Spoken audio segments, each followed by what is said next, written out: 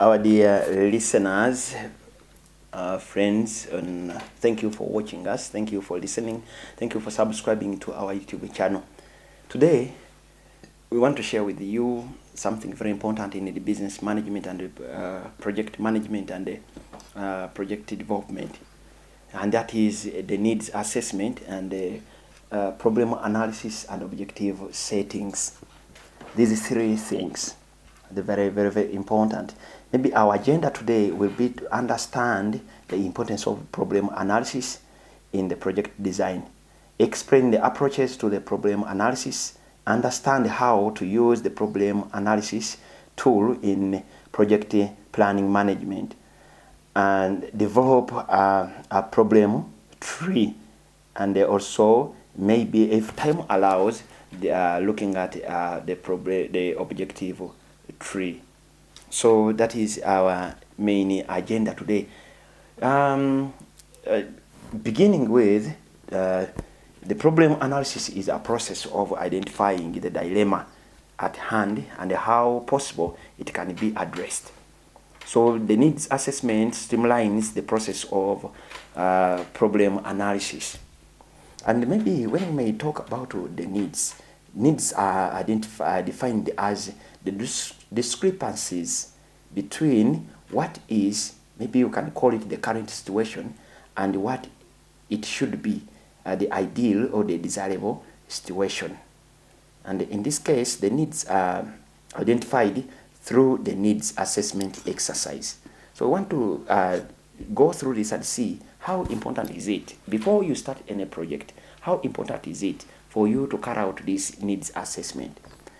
And needs assessment also sometimes is referred to as community needs assessment, or needs assessment as per se itself. So it is a process of systematically appraising the development needs of the beneficiaries in order to design an appropriate intervention or project to meet the identified needs. So the needs are prioritized, and this gives rise to focusing on a highly ranked need upon which a problem analysis can be done to avoid the issue of responding to wrong needs or what is not needed, or minor needs than major needs. So ideally, community needs assessment is done to establish the baseline levels of certain factors and problems pertaining the project. So it is very important and necessary for us before beginning any project to do this. Why should we do that? Why should we do that? Maybe you can mention this also. The rationale of doing need assessment is to guide the performing organization in working with beneficiary community to explore a particular problem and consider responses to it. That is one. There are so many. Maybe it also enhances appreciation of the problem by the beneficiary community and motivates them to deal with the problem. It also reinforces teamwork involving different key stakeholders to collectively respond to the problem in a complementary way. And so needs assessment is very important. More so, it enhances local ownership and empowerment of the intended project beneficiaries. Otherwise, without needs assessment, the organization coming up with this project may end up responding to a wrong need. So it is important and it is key to do a needs assessment. So the other thing we can talk about is planning for the needs identification. Planning for the needs identification. You don't just come from wherever you are and say, I think they need a well. No, you may find that they don't need a well. They just need what? Electricity. Maybe they don't need a well. Maybe they need tanks. Maybe need something. Identify the needs. Plan for the needs identification. It is very essential in clarifying the question, who needs what? Who needs what? It is very essential in identifying as who needs what as defined by whom, who decides, and then who refers to the needer or the needers, what refers to the needs of the targeted group. That is said, health needs, maybe the employment needs, maybe school needs, maybe the needs. Which needs do they need? And whom? It refers to the definer or the people qualified to determine the needs of the targeted group. So when we are doing needs assessment, there are key things in the process that we need to consider. Systematic needs assessment process needs to have, number one, identification of the needs. What are the needs? Not only one need you are going to respond to, but what are the general needs? What are the needs that a particular community, a particular group has? Then prioritize those needs, prioritization of the needs, then leveling of the needs, and then choosing a need. Remember, we were talking about the needs. Now you are choosing a need to be addressed. And this is what we call action plan. Action plan. So, key needs identification techniques. How do you know the needs, that these are the key needs that we need? We can begin by brainstorming sessions on the problem situation among the people in the village and in the small group. You can do a survey. You can do observations. Someone can do also questionnaires, can be another way. You can listen to people participating, allow people participate in the meeting, speak about their needs they have, and then they discuss about them. Maybe the community seminars, organize the seminars, listen to people, teach them, show them different things, let them respond to you. And then obtaining views from organizations, especially the funders, the organizations that are spearheading this process. So, identification of techniques, the identification of the need techniques continues. It is more than so many ways. One can be conducting inquiries, interviews, displaying posters, getting into community to listen, to talk to them, and be able to identify these needs. Then when it comes to prioritizing the needs, what you are going to do is deciding, ranking, or clarifying, identify the needs basing on their importance. The most important one, then the least important one. So it is only logical to prioritize needs and determine the most pivotal needs of the community.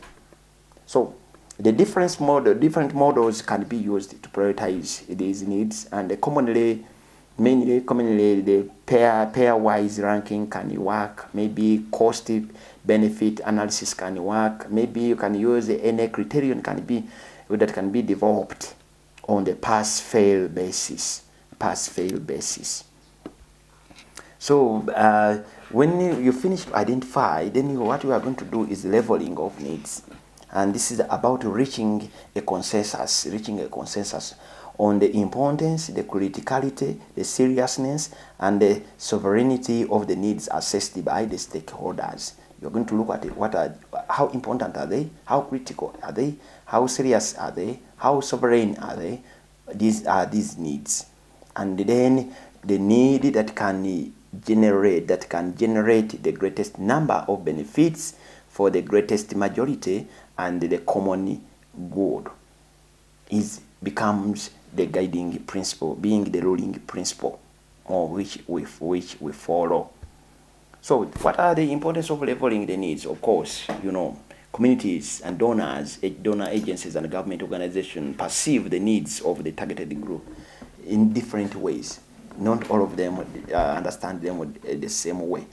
And also donors and government agencies that provide funds for projects have agendas of their own that may differ from the needs of the community. And so leveling them is very important.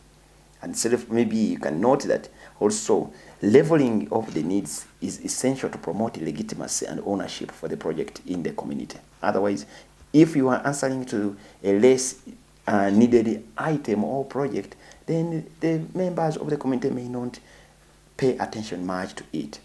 So after leveling, one pressing need agreeable to all stakeholders is selected. And so what follows is analysis for the project design. You do analysis for the project design, and this analysis is done in the form of problem analysis and objective analysis, which brings us to the problem tree analysis. And it is simply a problem tree. We are just taking the image of a tree. Image of a tree, it has 3 parts. You know very well. It has its roots as in the ground, not seen. It has its stem as what we see, but also we have its branches as what we see. So the causes and the effects are observable, and the problem is in the middle. The problem is in the middle, what we see. But what causes it is underground, we don't see it. And we see the objectives. Let's say the problem is drunkenness of the area. What causes it? The problem, we see it. It is the stem. But what causes it, we don't see. But we see the effects of violence in the families, deaths, sicknesses, and all that.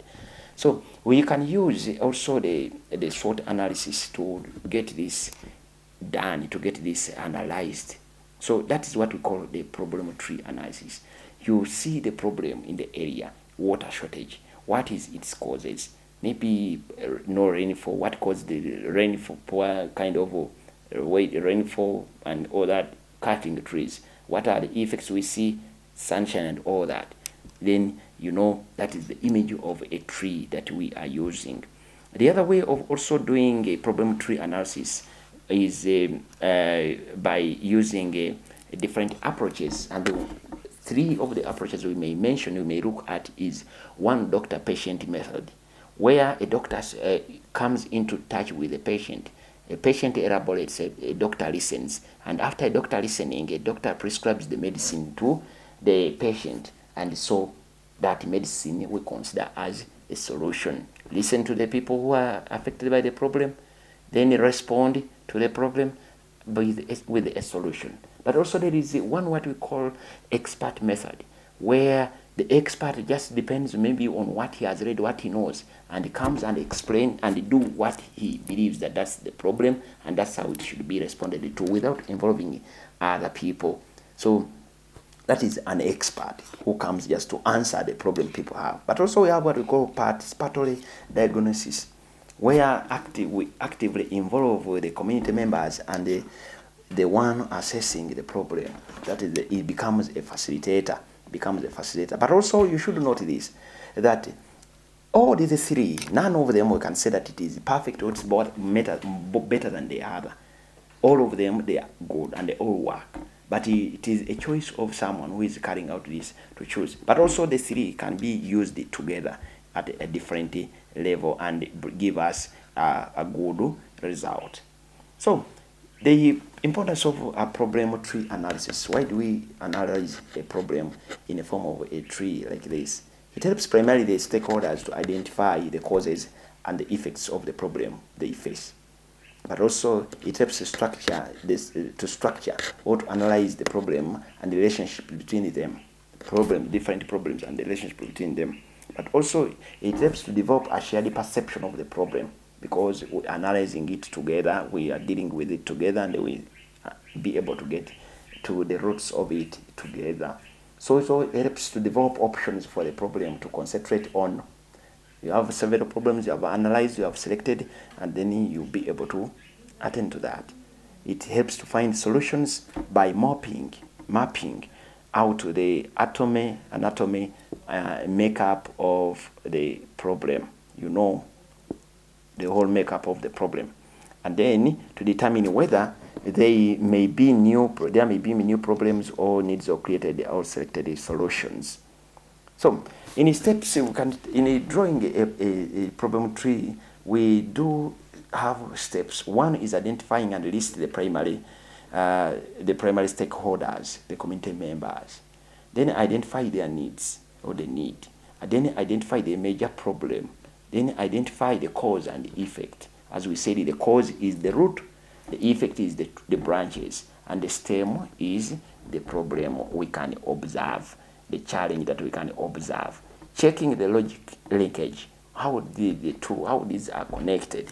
Then drafting the problem tree diagram, which will be up, you mentioned the effects, in the middle you have the problem, and below you have the causes. And so when it comes to the objective tree, you are looking at up, you have the ends, the ends, the effects, the ends, and below you have the means to the ends, and in the middle you have the purpose. For example, you are saying the problem is poverty among the youth. You are talking about the purpose as the improved entrepreneurship among the youth. That's what you want to achieve now. That is your objective. How are you going to do it? Reduce the dependence.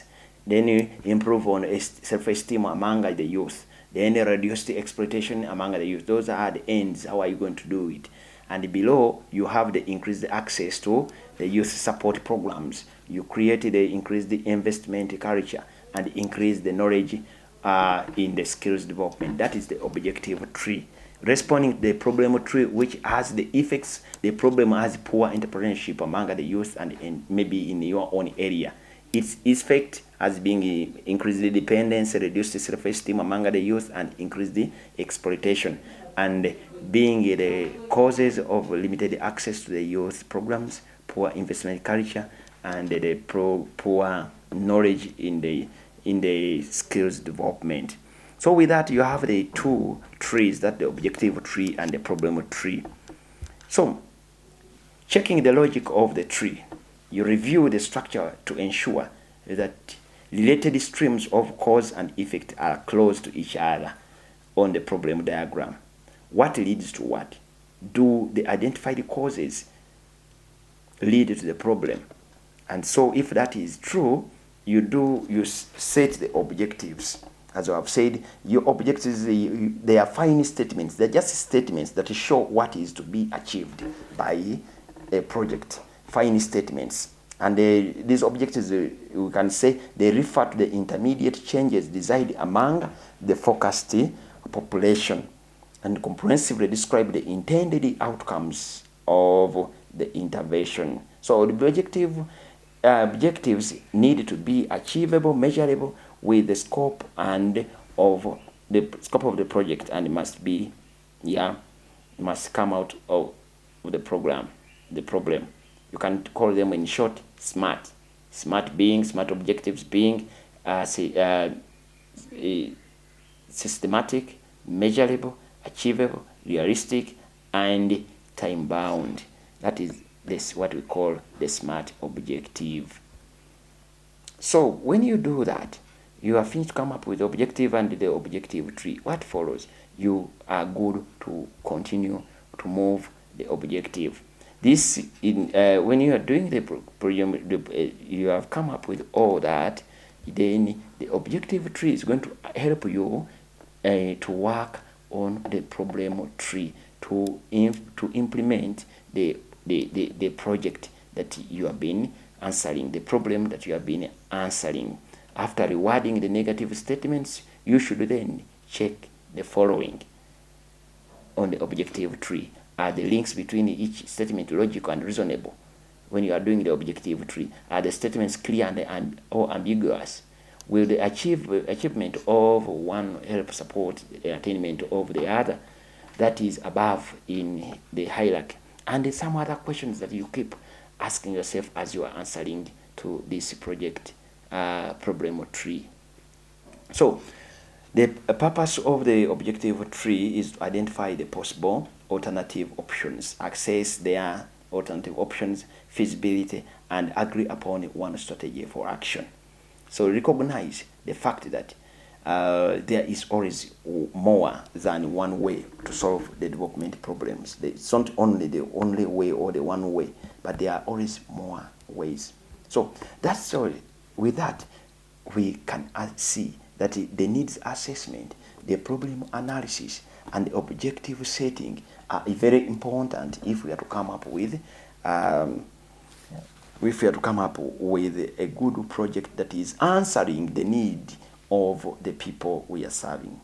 I once again want to thank you for taking up this time, taking out on your time to listen to this sharing, and ask you to subscribe if you have not, and also be able to follow us and give us likes. Thank you.